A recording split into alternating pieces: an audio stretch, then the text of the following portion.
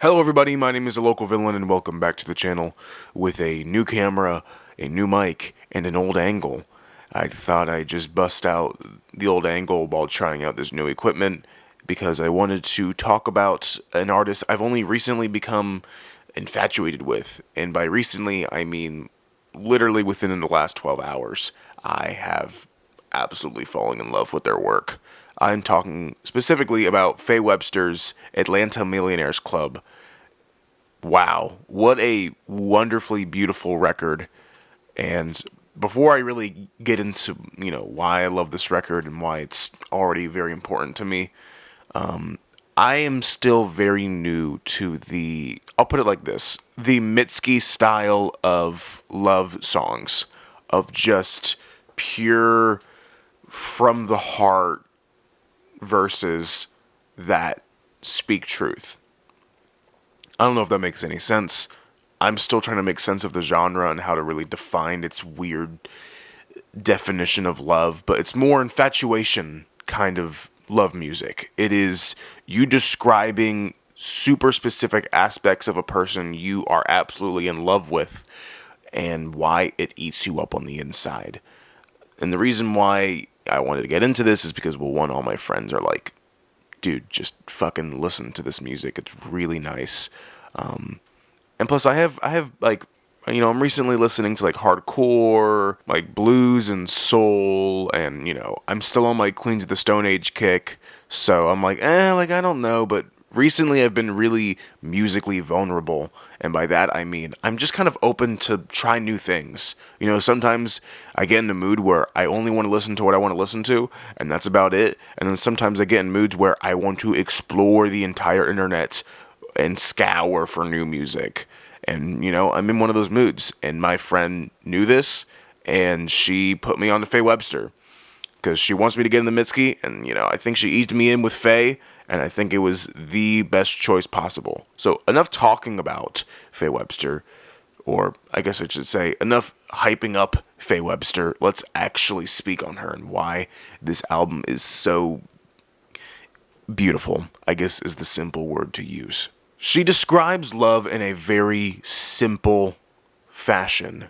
She doesn't use any fancy analogies. She doesn't try and make you have to reread the lyrics for some deep hidden meaning. She's just plain and simple.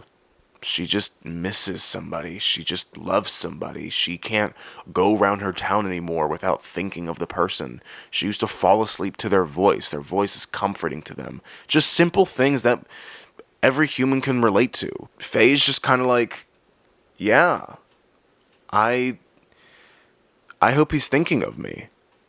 One line that really stuck with me, specifically on Pigeon, was, I only said my mother's name once.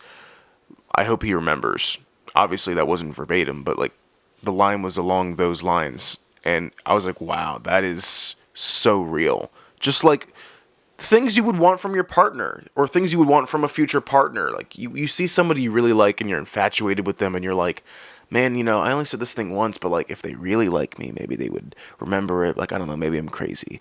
Like that's the whole vibe this album gives of just like this, but like maybe I'm just crazy. Maybe I'm just overthinking like this and that, but I would really like this. And it's like she's just asking for a simple love and a boy with a simple name.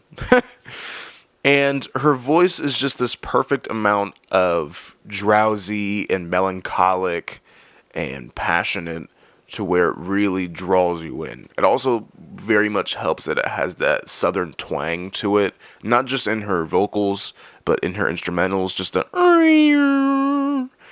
really just like draws me in. And I've cried like twice listening to this record. One when I first listened to it, and the other when I listened to it again on my own when I got home. And it's really well written. Like I said, it's simple, and the production is really, really good. The only song that kind of threw me for a loop is when like that rap feature came on. It really threw me for a loop, and I'm just kind of like, ooh, I was thrown out of the zone. Like Faye spent this entire time building up this world of just her inner palace and how she loves these different people.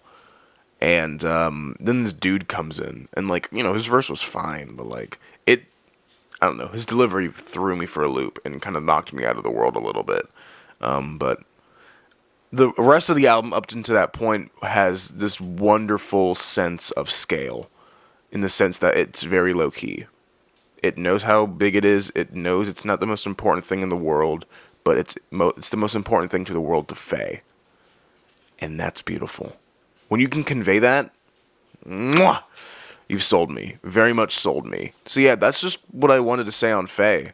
I will be obviously eventually doing a deeper dive into like her music and to more of that infatuation love genre of music. Like I said, like Mitski style of music.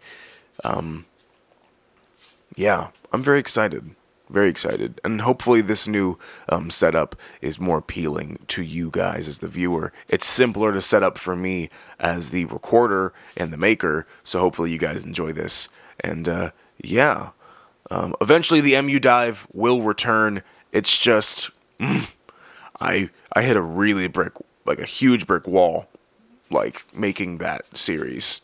So, not that the REM album was bad. It's just that it's like, ugh.